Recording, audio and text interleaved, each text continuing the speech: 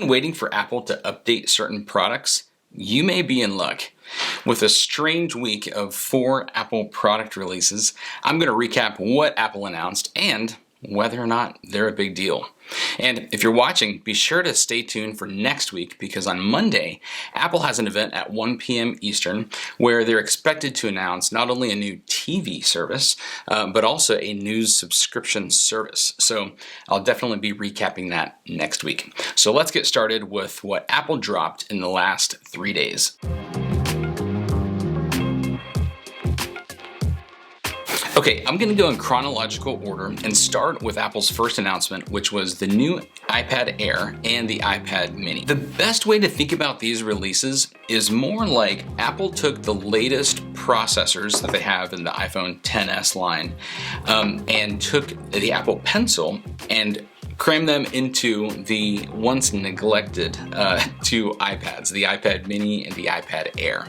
So effectively what you've got now is a full iPad lineup from Apple that has Apple's A12 processors and are all Apple Pencil compatible.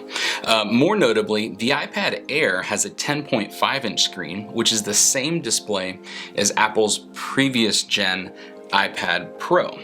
So basically, you can check Apple's website for all the speeds and feeds, but how I'm looking at this is most people can now go for just the iPad Air or the iPad mini, and all you have to do is pick the screen size. Most people don't need the iPad Pro, which begs the question, why does the iPad Pro still exist, and what makes the iPad Pro different than what was just announced this week? Great question. First of all, price.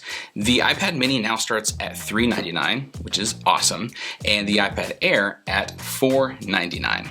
So why would you fork out an extra few $100s for the iPad Pro? Well, there's 3 primary reasons. The iPad Pros have larger screens, either the 11 or 12.9-inch screen. Next, the iPad Pros have Face ID, okay, which is an awesome feature. I love it, and I think it's the future of iPads. However, if Face ID isn't worth all that much money to you, or you're looking to get an iPad either for work purposes or for maybe kids or around the house use, you don't need Face ID. So go with the lesser models, right?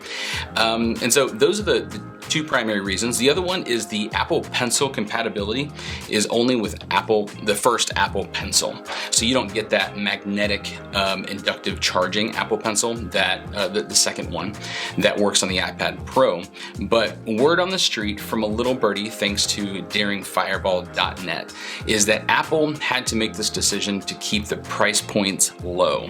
Apparently that magnetic inductive charging on the Apple Pencil 2 and the iPad Pros just add too much to the cost of production to squeeze them into the lower price point of these new iPads.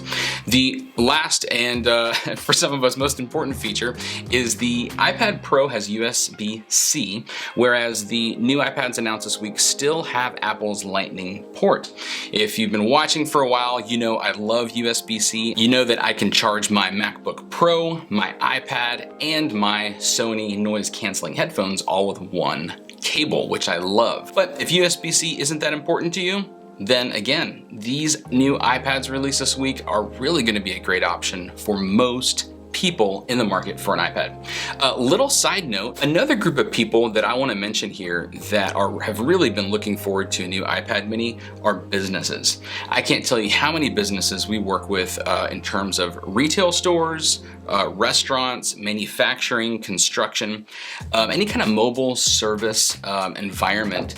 I see iPad minis all over the place. And up until this point, iPad minis have been 4 years old since they've received, or it's been 4 years since they've received any updates. So for that whole business market, Apple's really going to see a lot of sales, I think, and I'm glad they kept the same form factor because a lot of these point of sale devices and enclosures that businesses are using won't have to change a darn thing, whether it's a case, anything. They're all the exact same size. Next, Apple did what we call a speed bump on the iMac line this week. So if you've been waiting for an iMac, now is really a great time to buy. They upgraded everything from the Intel processors to the graphics card options, which are very impressive. Same line as the iMac Pro, in fact, and also the maximum storage capacity. So you can get up to a 3 terabyte SSD in the 27-inch iMac. So updates all around. My only complaint with these upgrades is that Apple is still shipping the entry-level iMac with a spinning hard drive. Come on, Apple. With the entry-level iMac, you're getting a 5400 RPM mobile class drive, and in my opinion, you are buying a latest and greatest 2019 iMac with a 2009 level hard drive. I don't know, I'm disappointed. I wish Apple would only sell a premium experience in all of their products. So I recommend forking out the extra few $100s to get the SSD upgrade for everyone, whether it's you, your family, your friends. Help me get the word out. Not only will the iMac be blazing fast out of the box, but it'll be blazing fast 5 years from now. And if you go with the entry-level drive, you're asking for sluggishness on day one, and it'll only get slower with year 2, 3, and 4. Next, and the last announcement of the week was Apple came out with brand new AirPods. And these are not them. These are my old ones. What's different about these? So there's 4 main things that are different about these new AirPods. First is 50% more battery life. The second is you can now trigger Siri by saying, "Hey Siri." There we go. Third is these now come with a wireless charging case, so you can use any Qi charging pad to charge your AirPod case as well. Fourth is my personal favorite, which is Apple is using a brand new type of processor called the H1, which really powers the other features we spoke about. This H1 chip not only offers that longer battery life, but apparently they're claiming that pairing and switching between devices on the AirPod is going to be much faster. So I hope that is the case.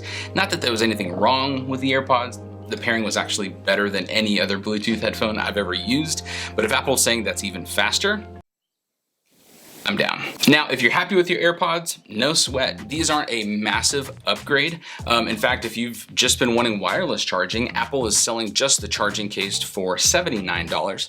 And Apple is also selling these brand new AirPods without the charging case. So if you want the latest tech, but don't really need that Qi charging ability, you can pay $169 and get the new AirPods. But if you do want all of these latest and greatest features with the Qi wireless charging case, that'll cost you $199. So my question to you watching this week is, what are you buying out of these announcements? What am I buying? Well, I'm already very happy with my iPad Pro and my MacBook Pro, but Apple got me with these AirPods and I placed the order on Wednesday. So I will definitely have a review of those in the coming weeks when those do ship. If you'd like this, please hit like and hit subscribe so you can follow along every single week. And stay tuned for next week when Apple does their other product announcements on Monday. We'll definitely be here to recap those, all from the perspective of an Apple consultant sharing the best tools and techniques from the field. We'll see you then.